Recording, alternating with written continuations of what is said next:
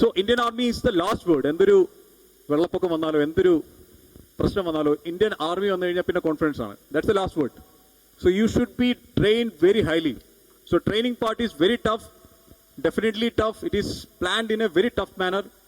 ചെയ്യാൻ പറ്റില്ലെന്നല്ല, but it's very tough because of these reasons.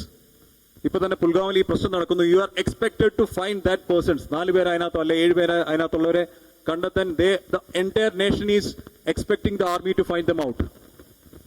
So ആ ഒരു ടെറൈനിൽ വർക്ക് ചെയ്യാൻ വേണ്ടി അല്ലെങ്കിൽ അങ്ങനെ ഒരു സാഹചര്യത്തിൽ വർക്ക് ചെയ്യാൻ വേണ്ടി you are deeply trained by the Indian army in the academies.